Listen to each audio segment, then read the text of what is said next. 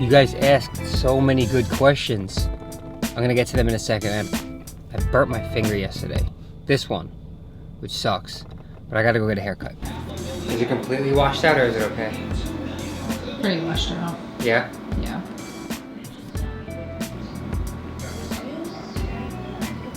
Just trying to get a thumbnail here.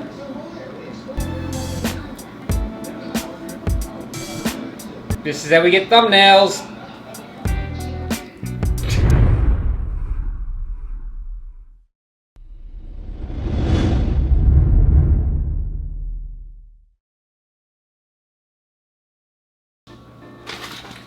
Do you have top 3 favorite rappers?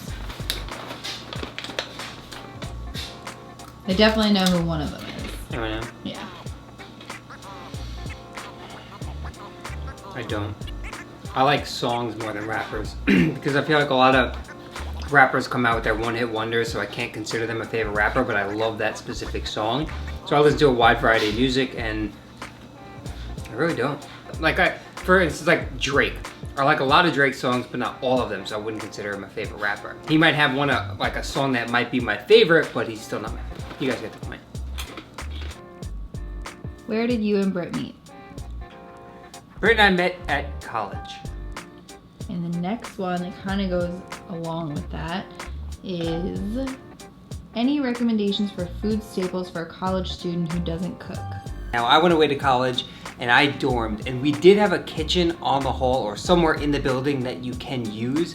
If you don't have access to that and you only have your dorm room, they do allow microwaves in most dorms as far as I know. There are tons of foods that you can actually microwave. You can microwave chicken, potatoes, oatmeal, eggs. There are so many different things that you can cook in the microwave, and it might not be the best, it's not gonna be gourmet, but if that's what you have to work with, then you have to make that work.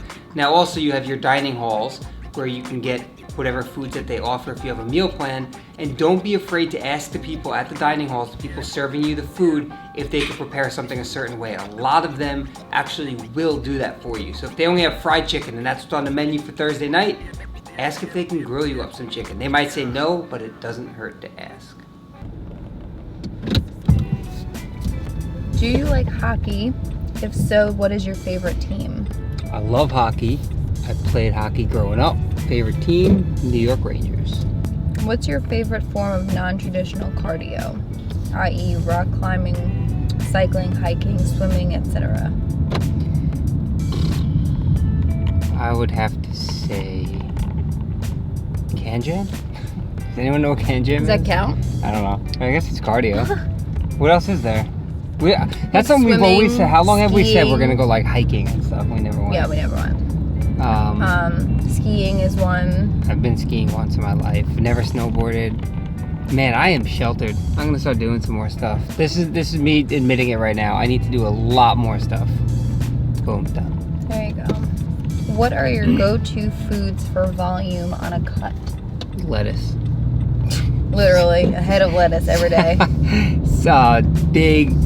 Big salads in mixing bowls. So that's a mix of all different types of vegetables. So usually lettuce or spinach or some kind of greens as the base, something leafy. And then we go to, like mushrooms and maybe cherry tomatoes and cucumbers and peppers and all that kind of stuff.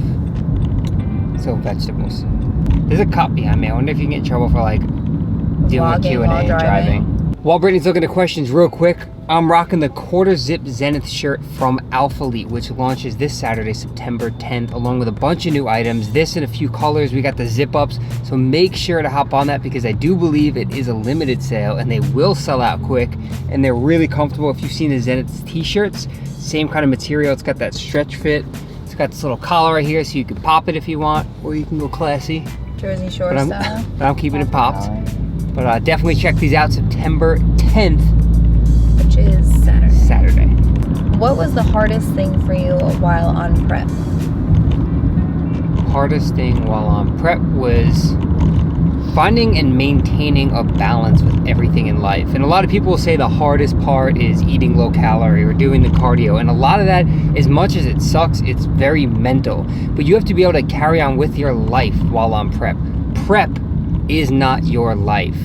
You have relationships, you have friendships, you have work, you have school, whatever it is that you have. I personally, I'm married, so I have a wife, I have family, I have friends, and I also have a business that I need to run, and I had to make the YouTube videos, so you have sponsorship. So there was a lot of stuff that I had to be able to balance while going through prep. And some people have it much harder than me. I would say my prep is easy compared to people who might be a mother or a father, you know, a parent of someone who they actually have to look after. They have to go to a 9 to 5 or an 8 to 6 job in an office, and that can make prep a lot harder. It was more flexible for me working for myself. So I think it really all comes down to, no matter who you are, if you are going through a prep like that, balance is going to be key. All right, 7-Eleven time. Brittany needs a Monster, and then we'll talk to you. Best advice for filming in a busy gym: try to avoid the busy times if possible. If not, like we are right now at prime time with the music very loud, you just gotta make do with what you have. So I would just say be respectful of the people around you, because they can get annoyed at you filming in the gym if you're getting in their way. And if that's the only time you could make it to the gym, just make it happen. See if someone can come with you and film for you. If not, buy one of those mini gorilla tripods and just latch it onto machines so you're not setting up a tripod and getting in everyone's way. Or just use your phone in the gym and just prop it up on a machine or something, so again, you're not in other people's way. But other than that, if the members around you don't care, film and just make the best of it. As a teenager currently trying to bulk, I'm not completely sure how long and intense my lifting sessions should be. They vary from 1 to 2 hours. Is this enough or too much? I would say that a lot of teens, even myself, and a lot of people who are newer to training deal with fuck-around-itis. So you go into the gym and you start throwing weights around with no set structure. It's not about how long you're in the gym, it's what are you getting done while you're in the gym, and that's just session to session. Now zoom out, look at the big picture, and are you progressing over time? Is progress there? Are you adding weight to the bar? Are you getting stronger? Those are the things that are important, especially in your youth as a teen. And if you're trying to bulk or lean gain or whatever it is you're trying to do to put on muscle, you need to be progressing from week to week, month to month, and year to year. So if that takes you an hour each time, if it takes you 2 hours, that's not really what's important. It's finding something, sticking to it, and progressing over time. We just finished up battle ropes for cardio, and we're dead. The gym got too loud and too crowded, so we're finishing up the Q&A right here. So we have, do you prefer a fast cut to get it done and over with, or a slow cut? My answer is the same for bulking and cutting. I would say slower is better. If you cut too fast, you risk losing muscle. If you bulk too fast, you risk gaining unnecessary fat. So I would say slower, you'll see better results. We have a bunch of questions about reverse dieting, building metabolic capacity, post-show eating, all of that, which I want to save for another video. And you saw me with the thumbnail, obviously there was Halo Top and Reese's. I do eat those foods in moderation, but not much has changed as far as my diet goes. I'm still focusing on getting micronutrient dense whole foods. I just have more flexibility with it. So some days I'll track macros just to see where I'm at, where other days I'll just eat similar foods, just bigger volumes of them. And that's kind of what I'm doing for now. So I'm not sure when I'm gonna get back into tracking macros, but as far as the whole like reverse dieting thing and metabolic capacity, I really think that's a good topic for another video. So all you guys, thank you for that question. What best brings you out of a funk? I feel like no matter what I do the past 2 weeks, the intensity isn't there. I'm giving 100% and I don't feel connected in the moment, and I can tell something is off. Emotional plateau breakers. So I'm not sure what you're actually dealing with. As far as the gym goes, if you are not feeling intensity but you're trying to give 100% effort, you might need a deload week. You might be overtraining a little bit. You might have tried to go 100% every single time and your body's just telling you, dude, take a step back, relax a little bit, give yourself a deload, give yourself a few days off, and then come back at it. If it's something that's outside of the gym, if it's something emotional, something that's stressful, that's holding you back, and you just don't feel focused, then what I tell a lot of people, a lot of my clients as well, is stress is a killer. It will affect your gym performance, it will affect your weight, it will affect your lifestyle. I'm a big fan of writing things down. Get a list, write stuff that you're grateful for, write stuff that is stressing you out on a day-to-day basis, write things that are bothering you down, write them down. Don't just keep them up in your head, because if you keep everything in your head, it's gonna make things worse. Write everything down, take a look at it, and then analyze what is it you could do to make things better. So if A, B, and C are stressing you out, on the other side of the paper, write how you can control each of those or what you could do to manage each of those. So every time you have something that's stressful, something that's bothering you, figure out ways to try and reduce that stress. And I really think that will help. And it's something that I do myself, because we all deal with stress, we all deal with emotional things, and it's important to write things down, visualize them, and then take them on one by one.